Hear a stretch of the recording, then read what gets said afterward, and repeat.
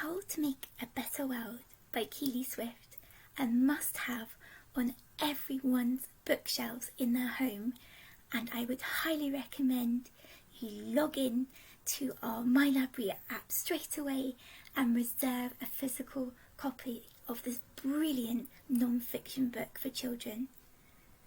Why, might you ask? Let me read for you a statement by the author, because I believe you will wholeheartedly agree. Young people are more engaged with important issues than ever before. Children are taking an interest in the world around them, and inspiring young activists are leading the way to a brighter future. This book gives you the tools you need to make the changes you want to see in the world. So many of you may have heard of Keilly Swift.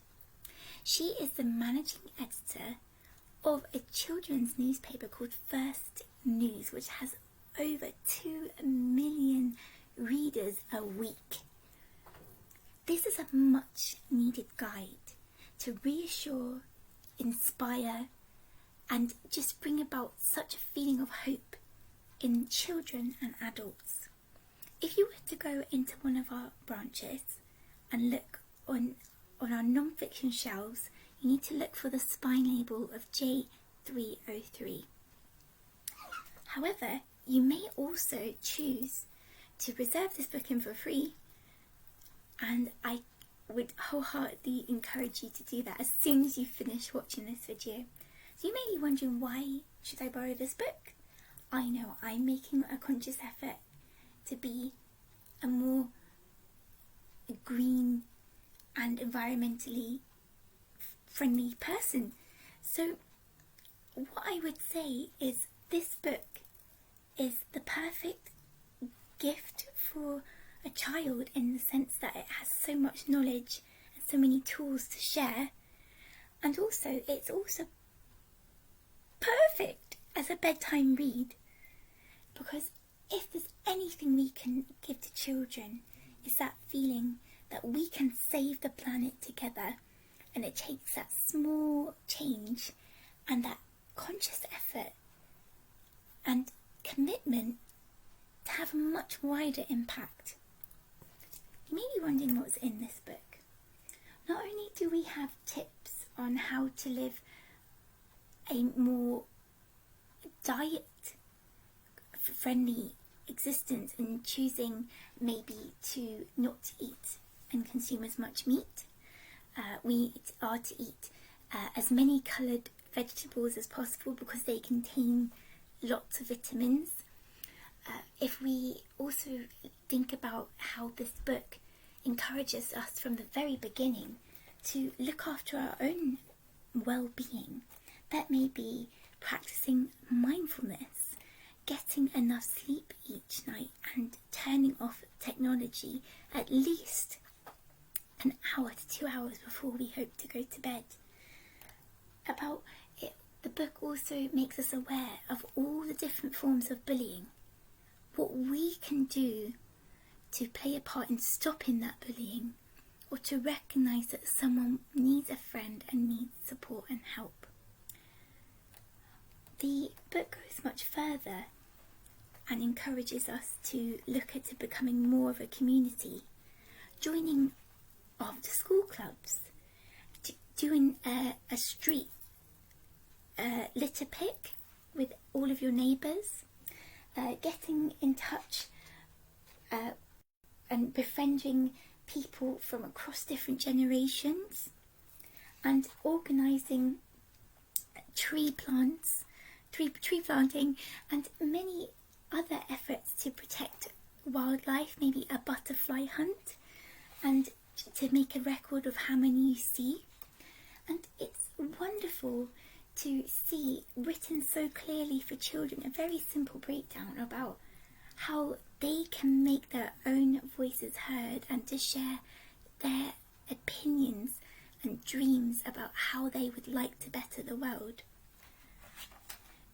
You can gain confidence with public speaking. It encourages you, this book, to read up on previous powerful public speakers such as Eleanor Roosevelt, and Nelson Mandela. We're also given an insight into how we may agree and listen with others. Show respect, don't put the other person down or dismiss their views with negative comments. Don't get personal, remember it's just that one point of view you disagree with. Don't get angry at the person, him or herself, and never resort to insults. Listen, pay attention to what the person is saying, and don't talk over them or rush in with your view. Repeat their key points to show you are listening to what they said. This book also gives you statistics about how endangered species such as the humpback whale are recovering, and their numbers have been vastly increasing since they've been a protected species. I think this book is very essential. 2020 has been a pretty challenging year in so many ways, and the clear message from this book is that overnight children are not expected to become aware of the politics around them or what is happening with the climate, but their own efforts about make do and mend. So if your clothes are torn, rather than buying more clothes and having the waste from the fashion industry, the